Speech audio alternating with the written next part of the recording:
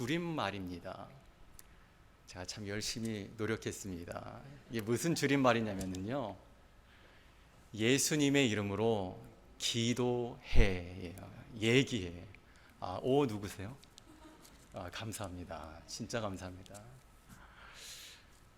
우리가 지금까지 얘기를 참 많이 하며 살아왔는데요, 저는 이제부터 오늘 이 말씀을 받는 이제 여러분과 저는 할 수 있는 대로 사람 만나 얘기해 오던 그 시간이 이제는 예수님께 기도하는 시간으로 점차 변화될 수 있기를 간절히 소원합니다. 자, 그럼 오늘 한번 얘기해 한번 시작해 볼까요? 우리 삶의 가장 큰 장애물, 우리 삶의 걸림돌이 무엇이냐 하나 꼽아봐라 이러면은 많은 분들이 어떤 주변의 어떤 일들이라고 이야기를 합니다. 외부적인 현실이라고들 생각하는데요, 외부적인 현실이기보다는 사실은 우리 인생의 가장 큰 걸림돌은 우리 마음 안에서 일어나는 낙심이 문제입니다. 일반적으로 사람들은 어떤 일 때문에, 사건 때문에, 누구 때문에 그 사람이 그 일이 그래서 그렇다라고 주변의 상황들이 문제다라고 생각을 하지만, 여러분 그건 가만 생각해 보면 동기에 지나지 않습니다. 영향을 주는 것에 지나지 않는다는 것입니다. 그러고 보면 똑같은 사람에게 똑같은 일을 겪었는데, 똑같은 어떤 일을 겪었는데 누구나가 더 똑같이 같은 반응을 보이지는 않습니다. 어떤 분은 그것 때문에 상처받았어 이렇게 말하는 분이 있는가 하면, 또 어떤 분은 뭐 그럴 수 있지 이렇게 받아들이는 분도 있고, 그렇게 그 모든 것들, 우리에게 영향을 주는 것들은 동기, 그냥 영향을 주는 하나의 과정에 지나지 않는다는 것입니다. 누구나가 다 그런 동기에, 그런 과정의 영향에 걸려 넘어지지는 않습니다. 분명 상처를 받은 어떤 분에게는 그것이 좋지 않은 영향을 준 것은 분명한 사실일 것입니다. 그러나 우리 삶을 넘어뜨리고 우리의 삶을 가로막는 것은 그와 같은 동기의 문제가 아니라 결정적으로 그 영향을 직격탄을 받아 상처받는 우리의 마음이 낙심되기 때문에 문제가 되고 걸림돌이 되는 것입니다.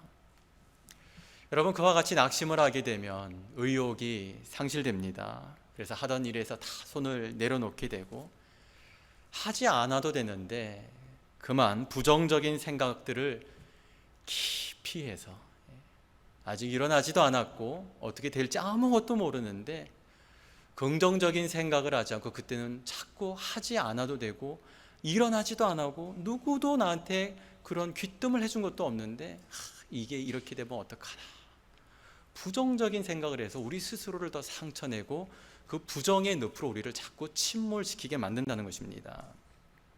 그런데 여러분, 특별히 그리스도인이 이 낙심에 걸려들게 되면은 문제가 더 심각해집니다.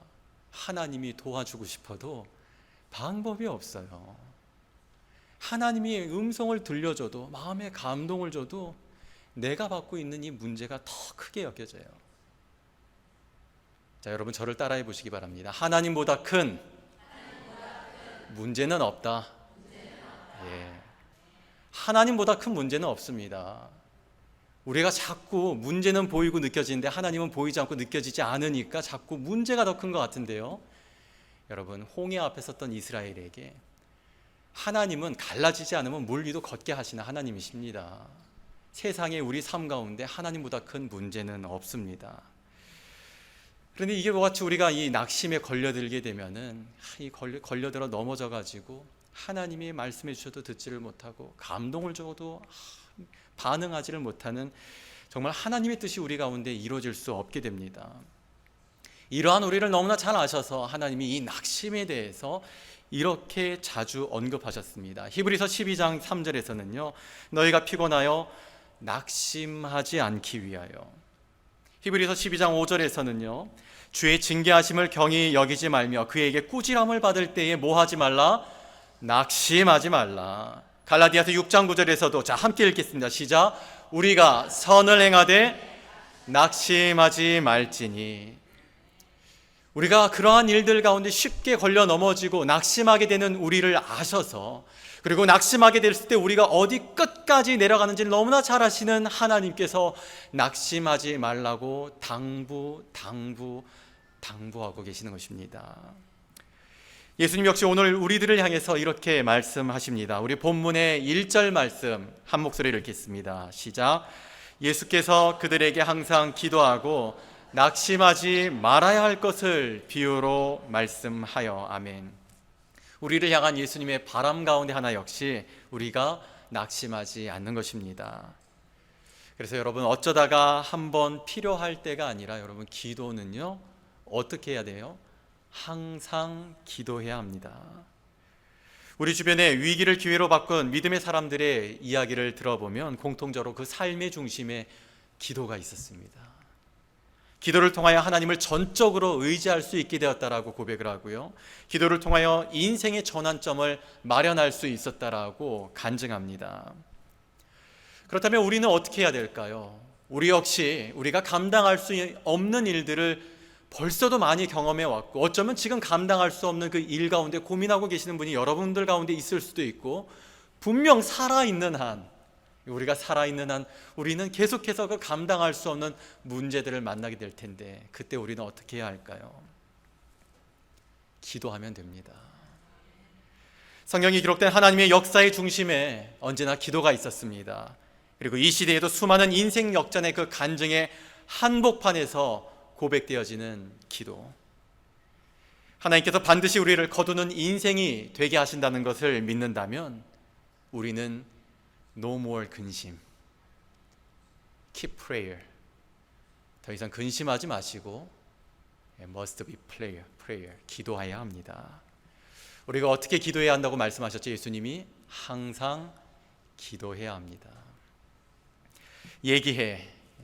예수님의 이름으로 기도해야 하는 이유는 이렇습니다. 첫 번째, 우리가 기도할 때 하나님을 일하시기 때문입니다. 우리가 기도할 때 하나님은 일하십니다.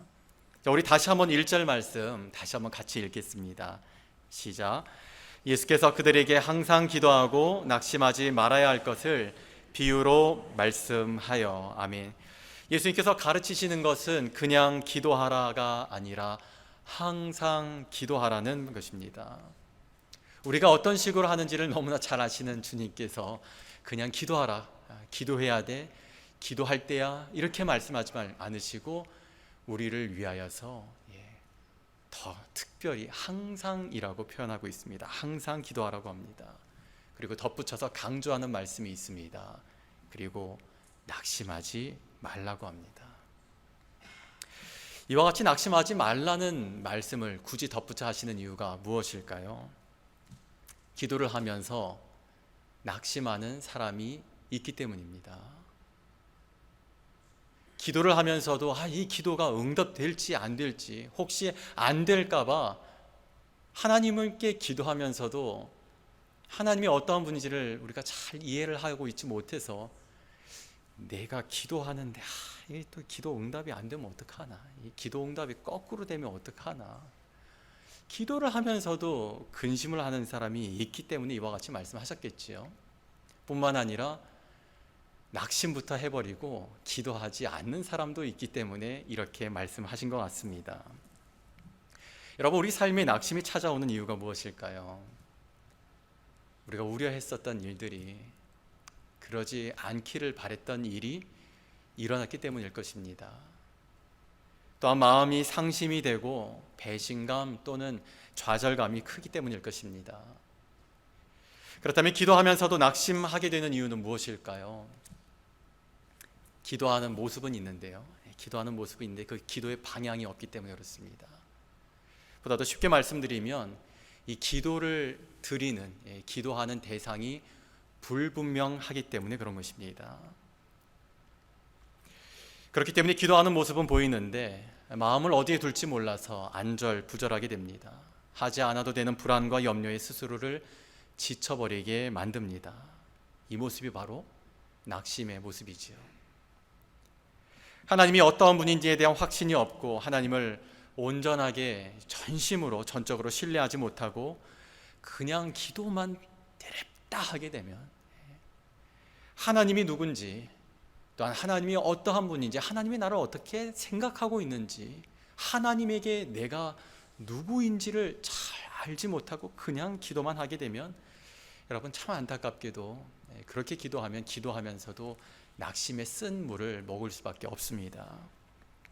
항상 기도하고 낙심하지 말으라는 말씀을 보다 더 실제적으로 이야기를 하면 기도하지 않으면은 낙심하게 된다는 말입니다.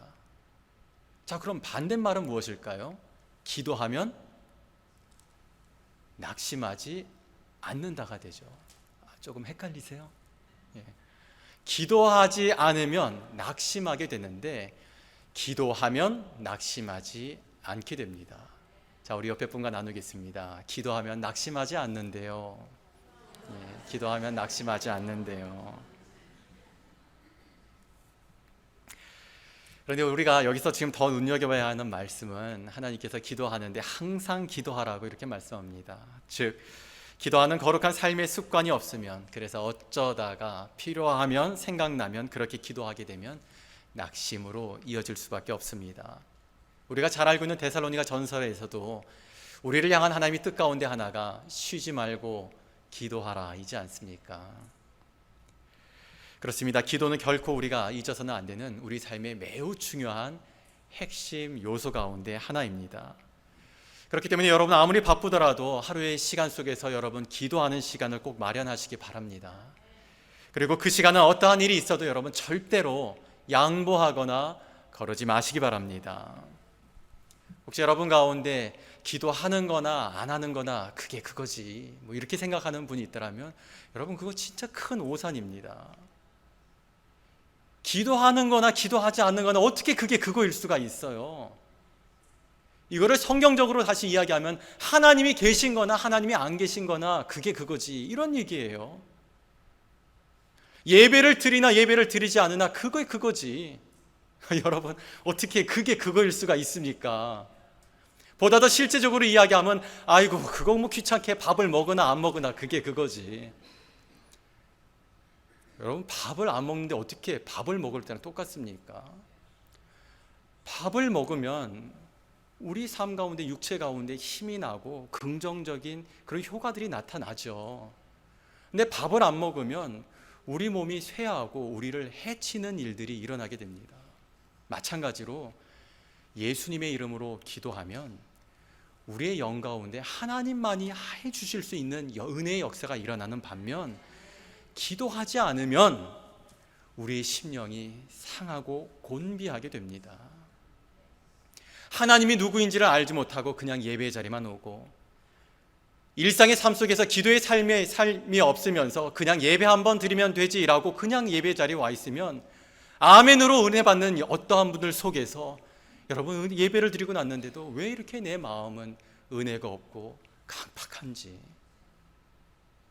방법은 다른 게 없어요. 여러분 얘기하세요. 얘기하는 게 뭐예요? 할렐루야. 고백한 입술이 복받을 줄 믿습니다. 여러분 절대 기도하는 거나 기도하지 않는 거나 같을 수가 없습니다. 여러분 기억하세요. 마귀는 여러분이 하나님을 경험하는 것을 원하지 않습니다. 그래서 여러분 가운데서 기도하려는 마음을 뺏어갑니다. 기도하려고 한 정한 그 시간을 뺏어가요. 여러분 기도하려고 했는데 기도보다 더 중요한 무언가가 있는 것처럼 여러분을 자꾸 바쁘게 만듭니다. 여러분이 시간을 정하고 그리고 또한 여러분 장소를 정하고 마음을 정하고 기도해야겠다라고 결단을 했는데 여러분이 그 기도를 방해하는 어떠한 순간을 만나게 된다면 그때 여러분 정신 바짝 차리시고 분별하셔야 합니다. 범사가 여러분 잘 되기 위해서는 여러분 지금 뭔가가 바쁜 것 같은데도 그 바쁜 일이 정말 잘 되기 위해서는 먼저 잘 돼야 하는 것이 있습니다.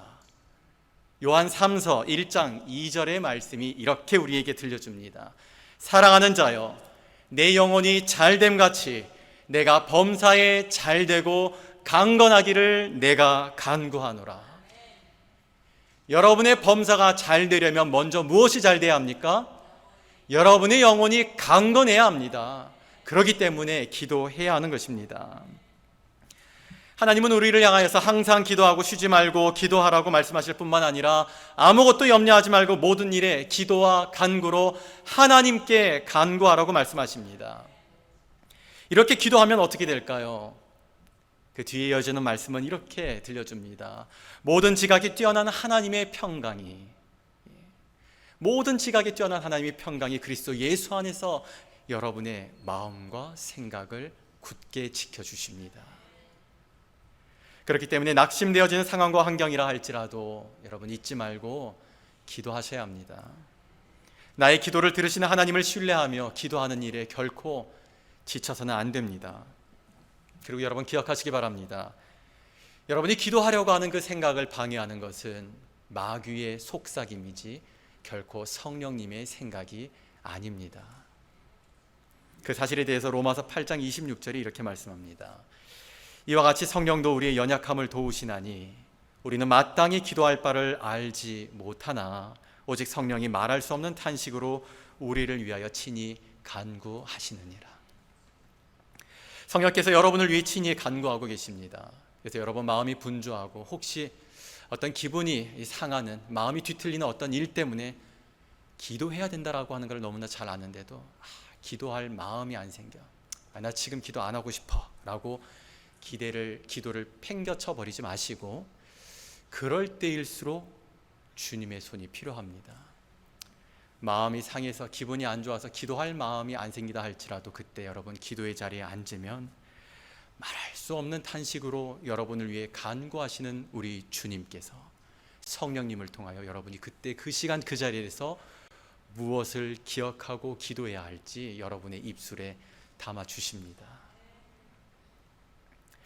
근래 세계적으로 또한 미국과 한국에서 하나님께서 참 귀하게 사용하는, 전에는 텍사스 달라스에 세미한 교회를 개척하셔서 담임하시다가 하나님 보내셔서 지금은 강남중앙침례교회를 담임하고 있는 최병락 목사님이 이러한 말씀을 하셨는데 그 말씀이 제 가슴에 너무 와닿고 참 좋아서 여러분과 함께 나눕니다. 목사님 이렇게 이야기하시더라고요.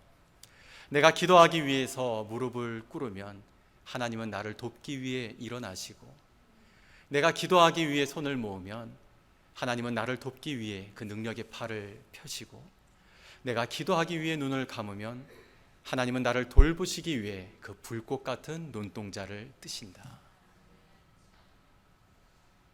우리 최병락 목사님이 제 같은 학교 같은 과 직속 선배님이세요. 근데 참 이분이 얼마나 영성이 뛰어나시고 훌륭하신지, 여러분 이 말을 여러분 할 수 있는 대로 기억하시고 여러분 삶에 적용하시기 바랍니다. 여러분이 눈을 감으면 하나님이 불꽃 같은 눈동자로 여러분의 삶을 지켜주십니다. 여러분이 손을 모으면 하나님의 권능의 팔을 넓게 펴시고요, 여러분이 무릎을 꿇으면 여러분을 돕기 위해 하나님 그 보좌에서 일어서십니다. 그럼 여러분 꼭 기억하시기 바랍니다.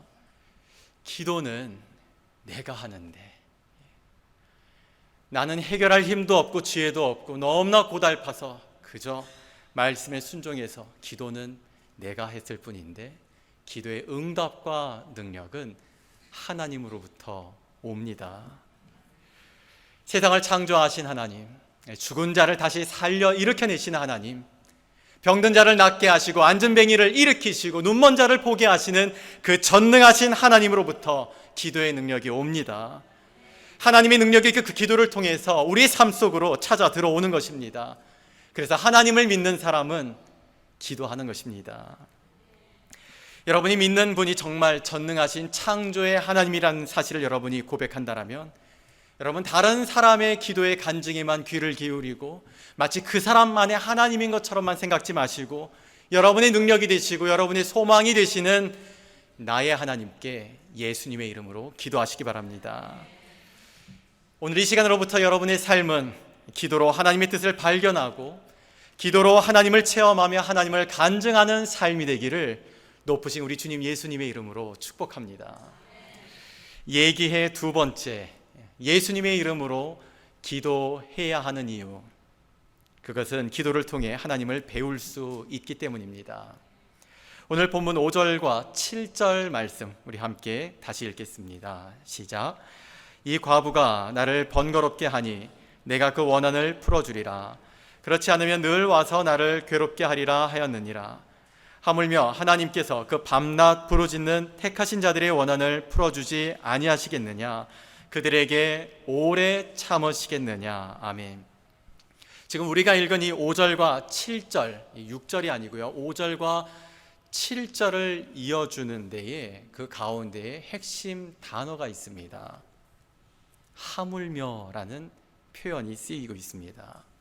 이 하물며라고 하는 것은 앞에 언급된 이야기를 받아서 강한 긍정으로 뒤의 이야기를 부각시켜 줄 때에 하물며라는 이야기를 합니다. 자, 그렇다면 오늘 본문에서 예수님께서 하물며 하시는 이 말씀 앞에 어떠한 말씀을 하셨을까요? 하나님을 두려워하지도 않고 사람을 무시하는 불의한 재판장이 있는데, 이 사람을 무시하는 이 이에게도 그를 무시무시하게 만드는 한 존재가 있었습니다. 밤낮 찾아와서 자신의 억울함을 해결해 달라고 하는 과부였습니다. 재판장은 포기할 줄 모르는 이 과부가 이제는 귀찮다 못해 괴롭기 시작했습니다. 잠자다가도 어디선가 귀신 우는 것 같은 소리에 잠을 설쳐야 되는 날이 하루 이틀도 아니고, 다른 할 일도 많은데 저 문 밖에서 여기 좀 보소, 여기 좀 보소, 이 억울함 좀 해결해 달라고, 좀 그만 적당히 좀 하고 좀 갔으면 좋겠는데, 이 정도 무시했으면 좀 포기했으면 좋겠는데, 포기할 줄 모르는 그 과부가 이제는 너무나 지겹다 못해 괴롭기 시작했습니다. 그래서 자신이 괴롭지 않기 위해서, 더는 괴롭지 않기 위해서 그 과부의 원한을 해결해 주어야겠다라고 결심을 합니다. 여러분, 아무리 못된 사람이라 할지라도 포기할 줄 모르는 사람을 이길 수 없다라고 하는 이 예를 드시면서 예수님이 하물며 하셨습니다. 하물며 하나님은 어떠한 분인지 말이죠. 여러분, 우리 하나님 어떠한 분이십니까? 공의와 정의의 하나님이십니다. 긍휼의 아버지시고 또한 사랑의 주인이십니다. 불의한 재판장도 밤낮 간구하는 사람의 간구를 들어주는데, 하물며 사랑의 주께서 밤낮 부르짖는 우리의 기도를 들어주시지 않으시겠습니까?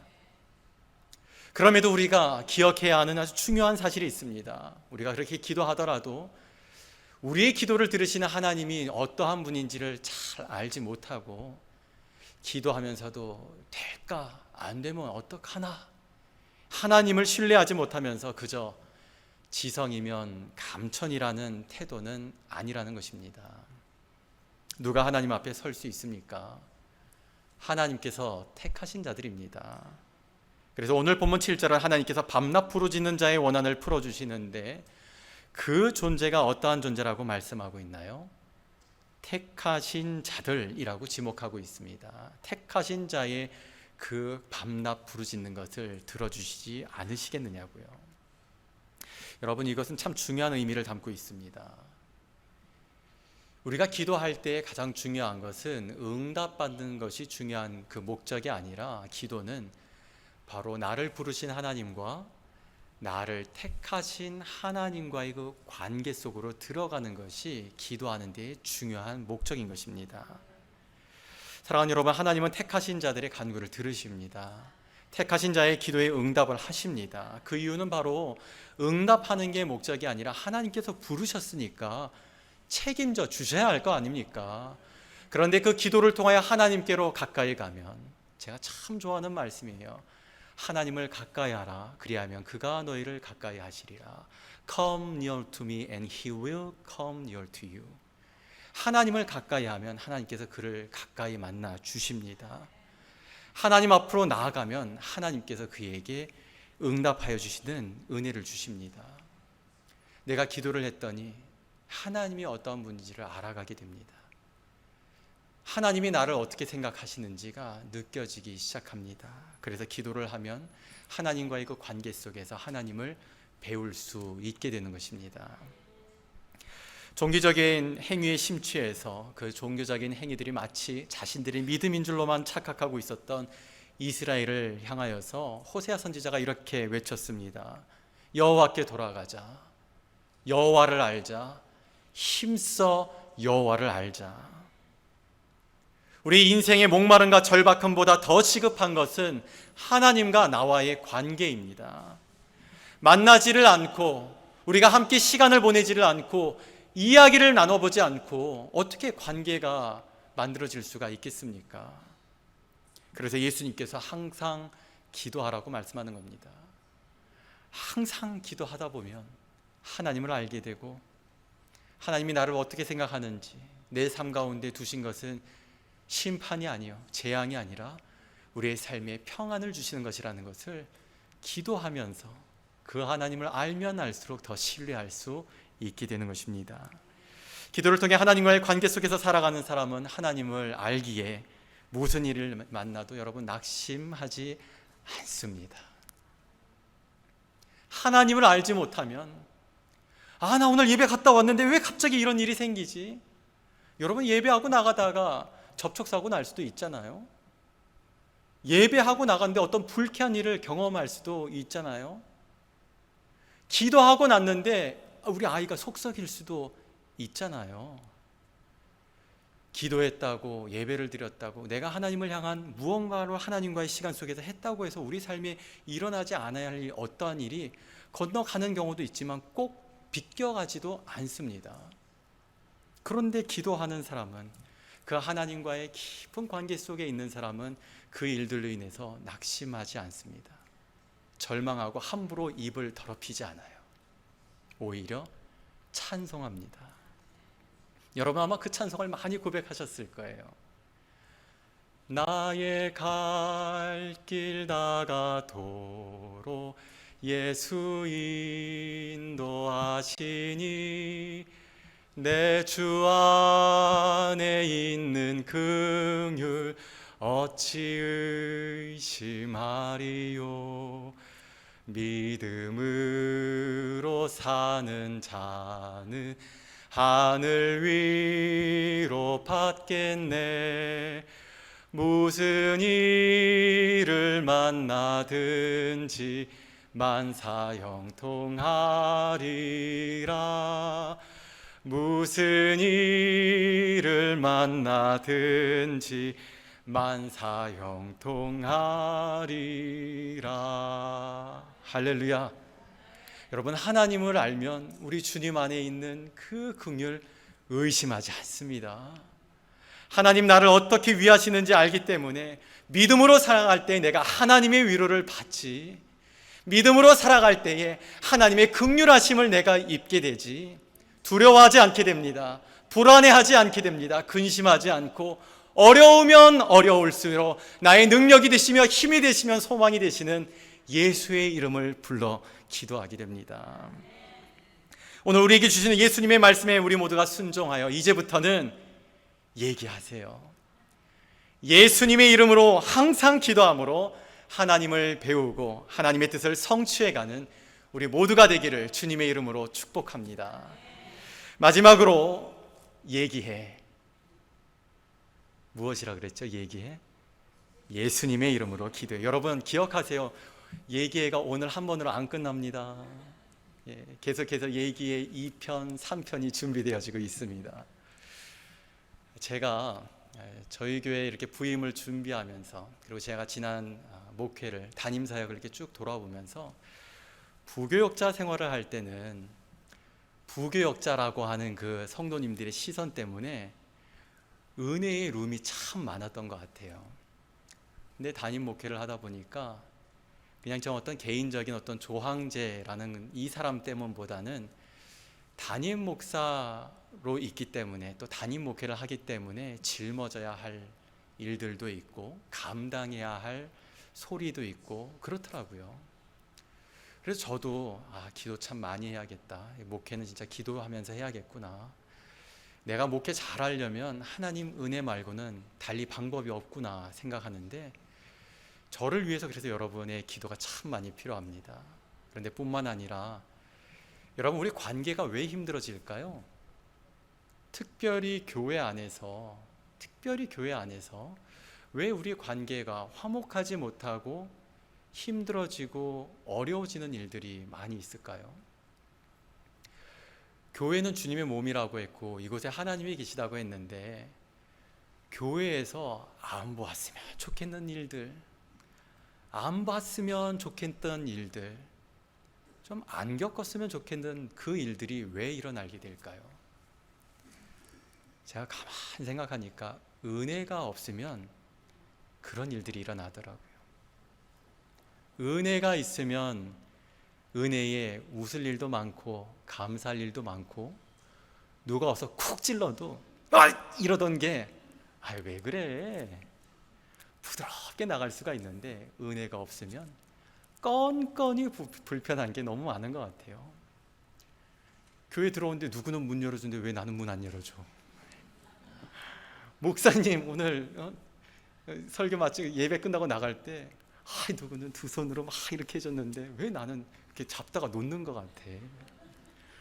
설교하는데 목사님 왜 날 보고서 그런 얘기를 해?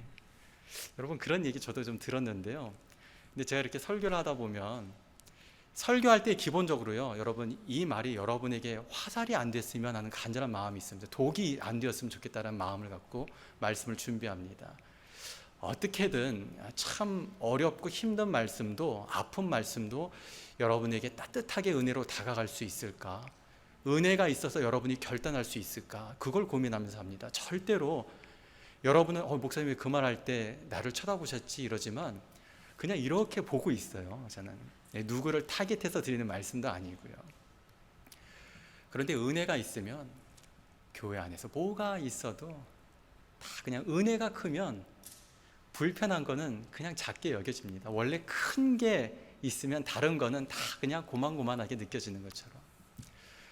그래서 저는 우리 메이컨 한인 침례교회가 정말 은혜가 가득했으면 좋겠습니다. 사랑하는 우리 형제님 자매님들, 여러분의 심령에 하나님의 은혜가 가득했으면 좋겠습니다. 은혜가 가득한 여러분이 머무는 가정은 그럼 어떻게 될까요? 은혜로 가득하게 될 거예요. 은혜로 가득한 여러분이 모여있는 목장은 어떻게 될까요? 은혜로 가득하게 될 것입니다. 은혜로 가득한 우리들이 모여있는 이 교회는 그럼 또 어떻게 될까요? 은혜의 역사가 있을 수밖에 없겠지요. 근데 제가 이 은혜가 있으려면 어떻게 해야 되나 보니까 예수님의 이름으로 기도하는 것 말고는 달리 방법이 없는 것 같습니다. 그래서 제가 수요일은 진짜 우리 좀 뜨겁게 기도해야겠다. 그래서 지난주 수요일부터 시작했습니다. 우리 수요 예배가 몇 시에 드리죠? 그렇죠. 알고 계시는 분들 다 오시기 바랍니다. 토요일 새벽 예배는 제가 수요일은 좀 그렇게 하더라도 토요일은 아침부터인데 각자 좀 조용히 기도할 수 있는 시간이 있었으면 좋겠다, 이렇게 생각을 해서 어제는 좀 그러지를 않았는데 아니더라고요. 우리 교회 특성상 더 멀게는, 진짜 멀게는 1시간 반여 거리 이런 데서 오시죠. 홍 형제님 그러시죠. 진짜 먼 데서 오시죠. 저도 이제 앞으로 한 25분, 20분 정도 되는 거리에서 오고, 근데 기본적으로 우리 성도님들 모두가 다 20분은 그냥 가는 거리로 이렇게 오시는데, 아틀란타에서는 상상할 수가 없는 일들이에요. 근데 제가 여러분 얼마나 귀하게 교회 오시는지를 아는데, 이렇게 찾아와 예배하고 이렇게 찾아와서 형제자매들과 만났는데 은혜 가득 담고 가는 거 말고는 교회가 해줄 수 있는 게 없더라고요. 그래서 저는 모일 때마다 우리 뜨겁게 기도하려고 합니다. 어떻게 기도해요? 뜨겁게 얘기하려고 합니다. 그래서 우리 성도님들, 여러분의 심령이 목마름을 가졌으면 좋겠습니다. 애통하는 자 복이 있다고 하지 않습니까? 마음이 상한 자 복이 있습니다. 여러분, 하나님 앞에서 늘 갈급한 심령으로 주님 앞에 오면 하나님께서 그 심령 만나 주십니다. 수요일에도 우리 뜨겁게 기도하고, 토요일도 기도하고, 오늘부터도 우리 설교 끝나면 더 뜨겁게 간절하게, 내가 간절할수록 하나님은 더 크게 역사하신다는 걸 믿고서 우리가 그렇게 기도하면 좋겠습니다. 자, 마지막 세 번째, 우리가 예수님의 이름으로 기도하게 되면 우리의 믿음이 성장을 하게 됩니다. 믿음은 단순히 교회를 다니는 것을 말하지 않습니다. 믿음이란 하나님을 의지하여서 곧 기도하면서 인내하고 기다리고 끝까지 견디는 것입니다. 오늘 본문 8절 말씀 함께 읽겠습니다. 시작. 내가 너희에게 이르노니 속히 그 원한을 풀어주시리라. 그러나 인자가 올 때에 세상에서 믿음을 보겠느냐 하시니라. 아멘. 예수님을 믿는 사람은 하나님께 기도를 드립니다. 그런데 여러분, 안타까운 오늘날 우리 그리스도인들의 현실은요, 많은 그리스도인들이 기도를 아주 익숙하게는 생각을 하는 반면 그 삶 속에는 익숙하게 보여지지 않고 있다는 사실입니다. 기도해야지, 기도해야 돼 라고 하지만 실제로 기도하는 모습은 드물다는 것입니다. 기도는 드리지만 기도 생활이라고 표현하기에는 무언가 많이 부족해 보이는 것 같습니다.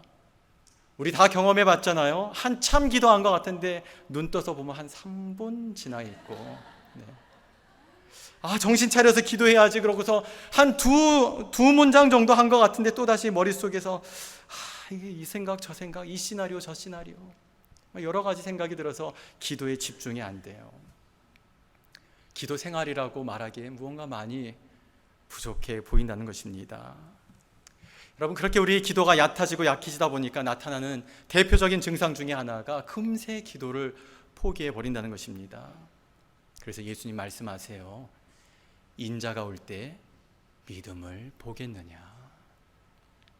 예수님 말씀하시는 믿음이란 나를 택하신 하나님께서 나의 기도를 들으신다라는 믿음입니다. 또한 내가 밤낮 간구하여서 오직 하나님으로부터만 해결받기를 원하는 믿음입니다. 기도하면서 인내하고 바라고 끝까지 견디는 그 믿음을 우리 주님께서 찾으십니다.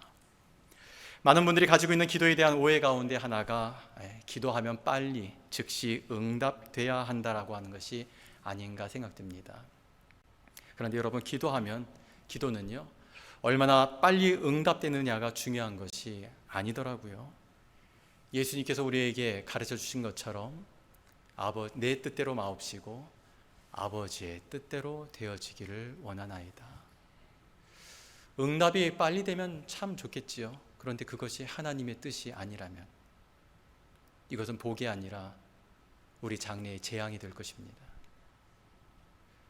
응답되어져서 내 필요한 것이 해결되어져서 당장은 좋을 줄 알았는데 그것이 하나님의 뜻이, 궁극적인 하나님의 뜻이 아니라면 잠깐은 웃을지 몰라도 또다시 마라를 만나게 될지도 모릅니다.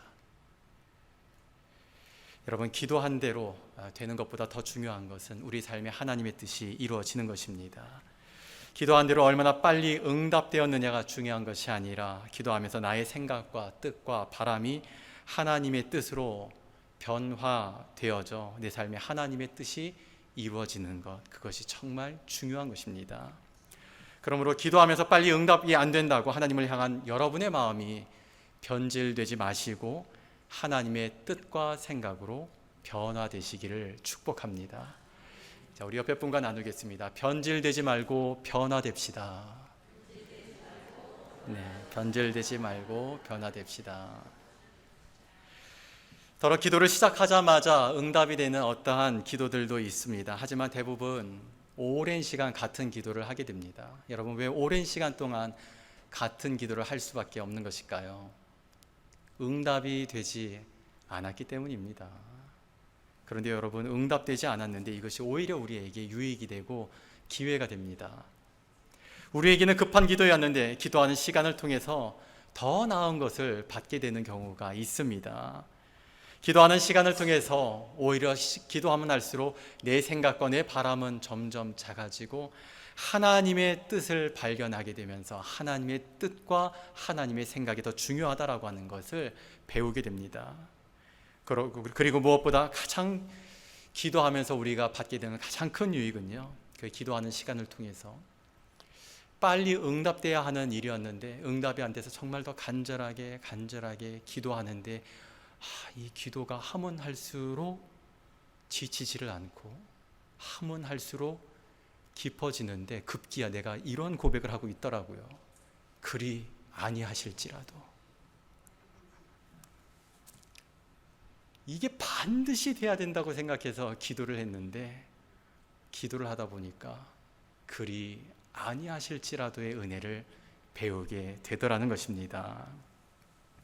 그렇기 때문에 기도는 빨리 응답되는 것보다 기도를 통해 하나님을 알고 하나님을 배우고 하나님과 더 가까워지게 되는 은혜, 그래서 우리의 믿음이 자라게 되는 것이 중요합니다.